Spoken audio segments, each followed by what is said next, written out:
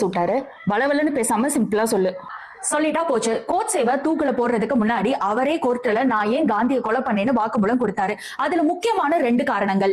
Number 1, Hindi தான் national லாங்குவேஜா வைக்கிறதா பேசப்பட்டுச்சு. ஆனா முஸ்லீம் பீப்புளுக்கு அந்த லாங்குவேஜ் பிடிக்கலன்னு காந்தி ஹிந்துஸ்தானின்னு ஒரு புது லாங்குவேஜா அனௌன்ஸ் பண்ணாரு. அப்படி ஒரு லாங்குவேஜ் இந்தியாலே இல்ல, அது ஒரு ஹைபிரிட் லாங்குவேஜ் காந்தியா ஃப்ரேம் பண்ணது.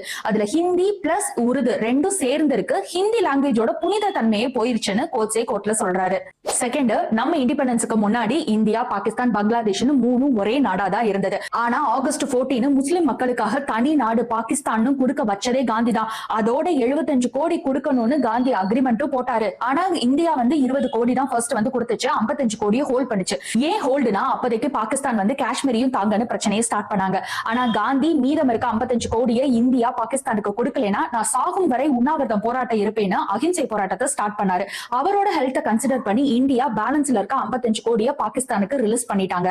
காந்தி தான் இந்தியா பிரிஞ்சதுக்கான முக்கிய காரணமே. இந்த காரணங்களுக்காக நான் காந்தியை ஷூட் பண்ணேன்னு கோட்சே கோர்ட்ல சொல்றாரு. மெயினா கோட்சே ஹிந்து, காந்தி முஸ்லிம் பீப்புளுக்கு சப்போர்ட் பண்றது கோட்சேக்கு பிடிக்கல. அதனால இவ்வளவு பிரச்சனை. கோட்சேவோட முழு வாக்குமூலம் வேணும்னா ஸ்டேட்மெண்ட் கமெண்ட் செக்ஷன்ல சொல்லுங்க. உங்க டிஎம்க்கு PDF அனுப்புறேன். உங்க கேள்வியை